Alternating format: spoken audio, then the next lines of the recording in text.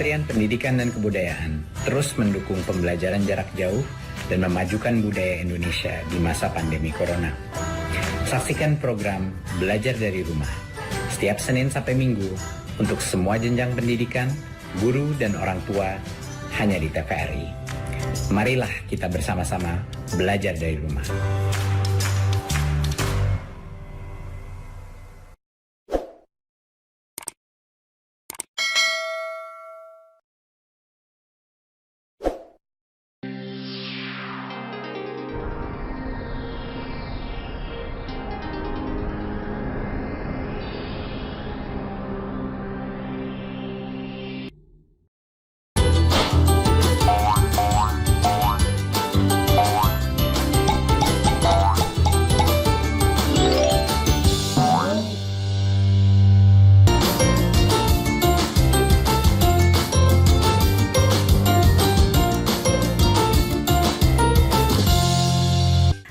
Adik-adik, hari ini kita belajar di rumah saja untuk menghindari penyebaran COVID-19.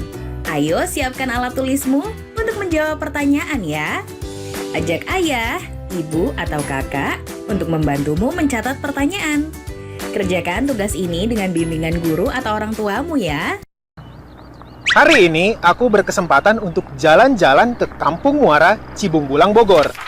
Lokasi ini sekitar 20 km dari pusat kota Bogor deh.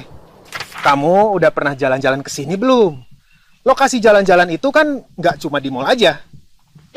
Tempat yang aku kunjungi ini spesial banget. Tempat ini jadi saksi sejarah salah satu kerajaan Hindu di Indonesia. Di tempat ini ada sebongkah batu besar yang sangat berharga. Tapi tenang, bukan batu sembarang batu ya. Coba perhatiin deh. Batu ini ada bekas telapak kaki sama tulisannya. Batu ini tuh adalah salah satu prasasti peninggalan kerajaan Hindu. Nama prasasti ini adalah Prasasti Ciaruten dari Kerajaan Tarumanegara. Di depan prasasti ini ada prasasti lain lagi, namanya Prasasti Kebon Kopi. Prasastinya berbentuk batu juga. Bedanya, telapak kakinya adalah telapak kaki gajah. Kira-kira apa ya makna di balik prasasti-prasasti ini? Seberapa luas ya wilayah kerajaan Tarumanegara ini? Tarumanegara sendiri apa sih artinya? Biar kamu nggak kepo dan penasaran, ayo deh kita bahas. Namanya Kerajaan Tarumanegara.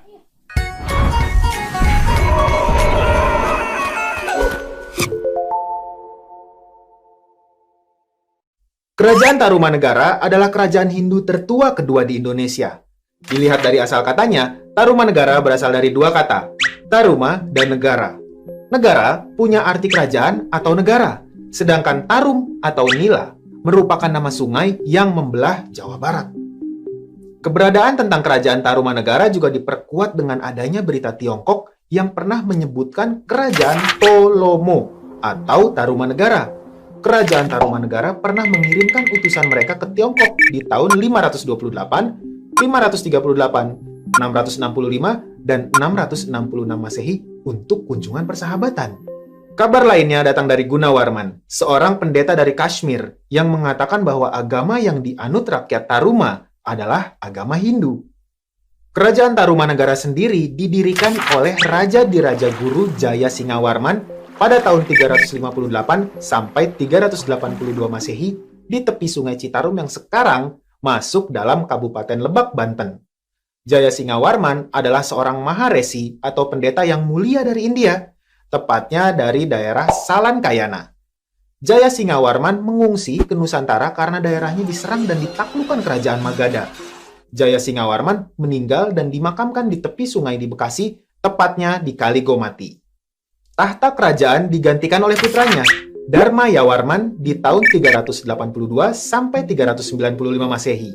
Nggak banyak catatan sejarah yang bisa didapat tentang raja kedua kerajaan Tarumanegara ini. Namanya hanya tercantum di naskah Wangsakerta, naskah yang berisi kisah-kisah kerajaan-kerajaan Nusantara. Nama lain yang tertulis di naskah Wangsakerta adalah Raja Purnawarman. Raja Purnawarman memerintah kerajaan Tarumanegara dari tahun 395 Masehi sampai 434 Masehi. Dia bergelar Sri Maharaja Purnawarman Sang Iswara Digwijaya Bima Prakarma Suryamaha Purusa Jagatpati. Kerajaan Tarumanegara mencapai puncak kejayaannya ketika dipimpin oleh Raja Purnawarman. Kemasyuran Tarumanegara diabadikan dalam prasasti zaman Purnawarman tentang dibangunnya pelabuhan dan beberapa sungai sebagai sarana perekonomian. Pada masa Purnawarman, Tarumanegara juga memperluas kekuasaan dengan menaklukkan raja-raja kecil di Jawa Barat yang belum mau tunduk. Selain itu, pemerintahan di masa Purnawarman sangat memperhatikan pemeliharaan aliran sungai.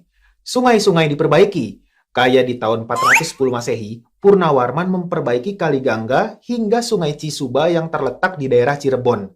Selain itu, di tahun 334 Saka atau 412 Masehi, Purnawarman memperindah alur Kali Cupu yang mengalir hingga Istana Raja. Bahkan, di tahun 335 Saka atau 413 Masehi, Purnawarman memerintahkan membangun Kali Sarasah atau Kali Manuk Rawa, atau yang sekarang lebih dikenal lagi dengan Kali Cimanuk. Dia juga memperbaiki alur Kali Gomati dan Candrabaga yang sebelumnya pernah dilakukan oleh Raja di Raja Guru, kakeknya di tahun 339 Saka atau 417 Masehi. Kali Gomati dan Candrabaga sendiri, menurut para ahli, sama dengan Sungai Bekasi sekarang. Terakhir nih, di tahun 341 Saka atau 419 Masehi, dia memerintahkan untuk memperdalam Kali Citarum yang merupakan sungai terbesar di wilayah Kerajaan Tarumanegara. Nah, perhatian Purnawarman ternyata membawa dampak positif. Di antaranya bisa memperteguh daerah-daerah yang dibangun sebagai daerah kekuasaan Tarumanegara. Terus, karena sungai waktu itu berperan sebagai sarana perekonomian yang penting, pembangunan sungai-sungai itu membangkitkan perekonomian pertanian dan perdagangan. Setelah Maharaja Purnawarman bertahta, ada beberapa nama raja lain seperti Wisnuwarman yang berkuasa di tahun 434 Masehi sampai 455 Masehi. Terus, digantikan anak beliau, Indrawarman, di tahun 455 sampai 515 Masehi. Kemudian ada Maharaja Candrawarman pada tahun 515 sampai 535 Masehi. Lalu dilanjutkan Suryawarman pada tahun 535 Masehi dan berakhir pada 561 Masehi. Sepeninggalan Suryawarman, raja-raja kerajaan Tarumanegara berturut-turut adalah Kertawarman 561 sampai 628 Masehi, Sudawarman 628 sampai 639 Masehi, Hariwangsawarman 639 sampai 640 Masehi, Nagajayawarman 640 sampai 666 Masehi, hingga raja terakhirnya Linggawarman berkuasa dari tahun 666 Masehi sampai 669 Masehi. Saat itu, Raja Linggawarman nggak punya putra. Dia cuma punya 2 orang putri. Putri sulungnya itu bernama Manasih. Manasih menikah dengan Tarusbawa yang kelak menggantikan Linggawarman menjadi raja. Sedangkan putri bungsu bernama Sobakancana yang menikah dengan Dapunta Hyang Srijayanasa yang kelak menjadi pendiri kerajaan terbesar di Indonesia, Kerajaan Sriwijaya. Keberadaan Kerajaan Tarumanegara bersumber dari 7 buah prasasti. Sebagian besar prasasti-prasasti itu ditemuin di daerah Bogor. Mana nih yang dari Bogor? Kamu harus bangga ya, karena dulu pernah berdiri kerajaan besar di Bogor. Penemuan 7 prasasti itu didasarkan pada lokasi pertemuan. Pertama, ada prasasti Ciaruten yang ditemuin di desa Ciaruten. Di prasasti ini ada gambar telapak kaki, lukisan laba-laba, dan huruf ikal melingkar. Prasasti Ciaruten ini berisi Vikrantas Syavanipateh, Srimatah Purnawarmanah, Tarumanagarendrasya, dan Visnoriva Padadvayam, yang artinya inilah tanda sepasang telapak kaki yang seperti kaki Dewa Wisnu, sang pemelihara. Ialah telapak kaki yang mulia Sang Purnawarman, raja di negeri Taruma, raja yang gagah berani di dunia. Cap telapak kaki melambangkan kekuasaan raja atas daerah tempat ditemukannya prasasti. Ini menegaskan kedudukan Purnawarman yang diibaratkan sebagai Dewa Wisnu. Purnawarman dianggap sebagai penguasa sekaligus pelindung rakyat. Penggunaan cetakan telapak kaki di masa itu mungkin dimaksudkan sebagai keaslian. Mirip tanda tangan zaman sekarang gitu deh. Terus, gak jauh dari prasasti Ciaruten ini, ada juga prasasti kebun kopi yang ditemuin di perkebunan kopi di Kampung Muara Hilir, Bogor. Isi prasasti kebun kopi ini adalah tulisan huruf Palawa dengan menggunakan bahasa Sanskerta. Kalimatnya yaitu Jaya Visalasya Taruman Drasya Hastinah Airavata Basya Vibatidam Padat Vayam. Yang artinya, di tempat ini, di sini, kelihatannya terdapat gambar sepasang telapak kaki yang mirip dengan Airavata, gajah yang sangat kuat, penguasa di Taruma atau lebih dikenal sebagai Tarumanegara, dan kejayaan kerajaan. Airavata sendiri adalah gajah kendaraan Dewa Indra, Dewa Cuaca, dan Raja Kayangan. Ada juga nih prasasti jambu yang ditemuin di perkebunan jambu di Bukit Pasir Koleangkap, Bogor. Isi prasasti ini bertuliskan, tapak kaki ini adalah tapak kaki Sri Purnawarman Raja Tarumanegara. Baginda termasyur, gagah berani, jujur, dan setia dalam menjalankan tugasnya. Terus, ada prasasti Cidanghiang atau prasasti Lebak. Prasasti ini ditemuin di tepi sungai Cidanghiang di Desa Lebak, Kecamatan Munjul, Kabupaten Pandeglang, Banten di tahun 1947. Prasasti ini berisi 2 baris kalimat yang berbentuk puisi yang ditulis dengan huruf Palawa dan bahasa Sanskerta. Isi prasasti ini mengagung-agungkan keberanian Raja Purnawarman. Nah, ada lagi juga prasasti Pasir Awi. Yang pasti, prasasti ini ditemuin di Pasir Awi, Bogor. Tapi sayangnya, prasasti ini belum bisa dibaca sama para ahli. Ya, sayang banget kan? Padahal, kalau bisa kebaca, bisa dapat info lagi tuh tentang kerajaan Tarumanegara. Ada juga prasasti yang senasib nih dengan prasasti Pasir Awi. Prasasti Muara Cianten. Prasasti ini ditemuin di tepi sungai Cisadane. Prasasti ini masih terdapat di pinggir sungai. Sayang ya, belum bisa dibaca, jadi nggak bisa mengungkap sejarah kerajaan Tarumanegara. Terakhir, yang menarik itu adalah prasasti Tugu. Prasasti ini jadi prasasti terpenting dan terpanjang dari Raja Purnawarman yang waktu itu udah bertahta selama 22 tahun. Dalam prasasti ini disebutkan tentang pembangunan saluran air yang panjangnya 6.112 tombak. Kira-kira berapa kilometer ya? 6.112 tombak itu setara 11 kilometer. Aliran air itu diberi nama Gomati. Coba bayangin, saluran ini tuh dibangun hanya dalam waktu 21 hari. Gila nggak tuh? Aliran air sepanjang 11 km selesai dalam 21 hari saja. Keren nih. Dari prasasti-prasasti tersebut, kita bisa nyimpulin kalau waktu itu di Jawa Barat udah ada kerajaan yang besar dan cukup makmur. Tapi sayangnya, kejayaan kerajaan itu suram ketika Tarumanegara dipimpin oleh Sudawarman. Tarumanegara udah mulai nampak mengalami kemunduran. Salah satunya adalah pemberian pemerintahan sendiri atau otonomi kepada raja-raja bawahan yang diberikan oleh raja-raja sebelumnya, enggak disertai hubungan dan pengawasan yang baik. Akibatnya, para raja bawahan merasa enggak terlindungi dan enggak diawasi. Terus, munculnya kerajaan pesaing Tarumanegara yang sedang naik daun, yaitu Kerajaan Galuh.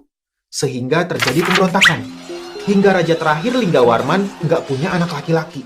Jadi, pamor Tarumanegara terus merosot dan akhirnya kerajaan ini pecah jadi 2 kerajaan. Kerajaan Sunda dan Kerajaan Galuh.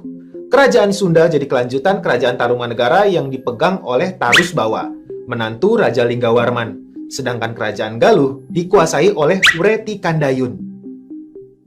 Oke teman-teman, di video ini kita udah belajar tentang Kerajaan Tarumanegara, kerajaan Hindu tertua kedua di Indonesia. Keberadaan Kerajaan Tarumanegara ini diperkuat dengan adanya berita Tiongkok dan dari seorang pendeta dari Kashmir yang bilang bahwa agama yang dianut rakyat Taruma adalah Hindu. Kerajaan Tarumanegara sendiri didirikan oleh Raja Diraja Guru Jaya Singawarman, dilanjutkan oleh Raja Dharmayawarman Purnawarman. Di masa kepemimpinan Purnawarman, Kerajaan Tarumanegara mencapai puncak kejayaannya. Hal ini dibuktiin dengan 7 prasasti yang ditemuin. Dari prasasti-prasasti itu, kita bisa lihat kemakmuran Kerajaan Tarumanegara. Tapi sayangnya, kemakmurannya harus diikuti kemundurannya, hingga Kerajaan Tarumanegara ini dipisah jadi 2 kerajaan. Kerajaan Sunda dan Kerajaan Galuh. Kalau kamu mau ngulang lagi materi tentang sejarah Kerajaan Tarumanegara ini, kamu bisa klik timestamp yang ada di bawah video ini ya. Sampai jumpa di video selanjutnya. Dadah! Tarumanegara merupakan kerajaan Hindu kedua. Diperkirakan berlokasi di lembah Sungai Citarum, Jawa Barat. 7 buah prasasti telah ditemukan. 5 di Bogor, 1 di Jakarta, dan 1 lagi di Lebak, Banten, membuktikan kalau kerajaan Tarumanegara pernah berdiri. Ketujuh prasasti tersebut adalah Prasasti Ciaruten. Prasasti ini terletak di daerah Bogor, tepatnya di tepi Sungai Ciaruten, dekat hulu Sungai Cisadane.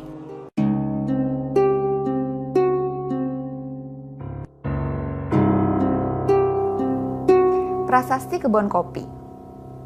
Letak prasasti ini berada di Kampung Muara Hilir, Cibungbulang, Bogor. Prasasti Lebak, Munjul, Cidang.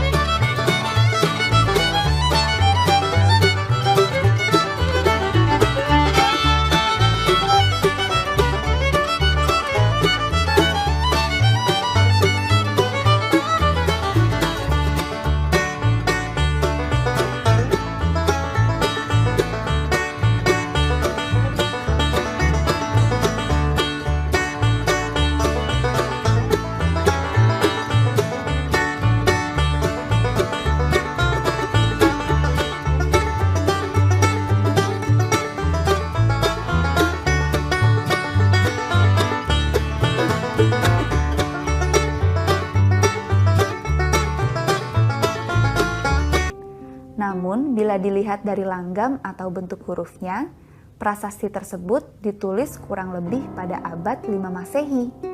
Adanya kerajaan Tarumanegara juga dapat diketahui dari berita atau catatan musafir Cina, antara lain bernama Fahian, yang pernah berkunjung ke Tarumanegara pada tahun 414 Masehi.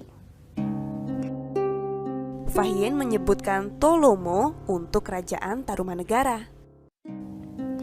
Sumber lainnya yang membuktikan keberadaan kerajaan Tarumanegara berupa Arca Rajasi. Pada saat diperintah Purnawarman, kerajaan Tarumanegara mencapai masa keemasan.